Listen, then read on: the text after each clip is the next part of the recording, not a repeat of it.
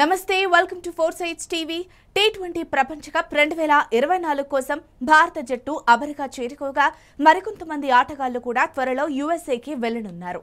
June 2 నుంచి ప్రారంభం కానున్న ఈ టోర్నీలో జూన్ 5 నుంచి టీం ఇండియా తన మ్యాచ్లను ఆడనుంది. తొలి మ్యాచ్లో రోహిత్ శర్మ జట్టు ఐర్లాండ్తో తలపడనుండగా ఈ మ్యాచ్ న్యూయార్క్లోని నాసావు కౌంటీ ఇంటర్నేషనల్ క్రికెట్ స్టేడియంలో జరగనుంది. దీని తర్వాత మెన్ ఇన్ బ్లూ జూన్ 9న చిరకాల ప్రత్యర్థి పాకిస్తాన్తో తలపడనుంది.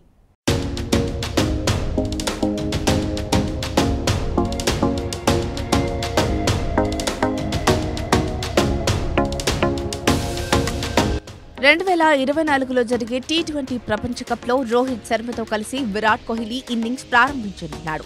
ఐపీఎల్ 2024లో బెంగళూరు ఇన్నింగ్స్ ప్రారంభించిన కోహ్లీ అద్భుతంగా బ్యాటింగ్ చేశాడు. 17వ సీజన్లో అత్యధిక పరుగులు చేసిన ఆటగాడిగా విరాట్ నిలిచాడు. 15 మ్యాచ్లలో 15 ఇన్నింగ్స్లలో 61.75 యావరేజ్తో 154.69 స్ట్రైక్ రేట్తో 741 పరుగులు చేశాడు. మొత్తం మీద 5 అర్ధ సెంచరీలు, 1 సెంచరీని కూడా సాధించాడు.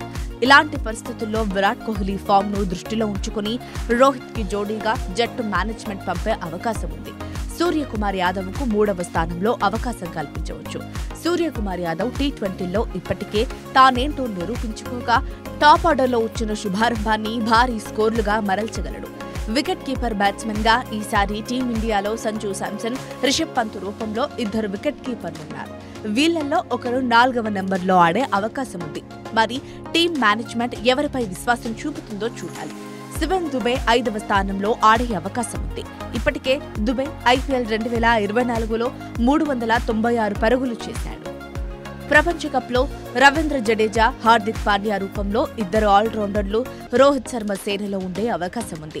ఈ 2 ఆటగాళ్లు బౌలింగ్తో పాటు బాగా బ్యాటింగ్ కూడా చేయగలరు. అయితే హార్దిక్ ఐపీఎల్ 2024లో తన ప్రదర్శనతో అందరినీ నిరాశపరిచాడు. స్పిన్నర్లుగా కుల్దీప్ యాదవ్, యుజ్వేంద్ర చాహల్ జోడీకి ఛాన్స్ ఇవ్వచ్చు. అలాగే fast bowling command Jasprit Bumrah చేతిలో ఉండగా మహమ్మద్ సిరాజ్ ఆడే అవకాశం ఉంది.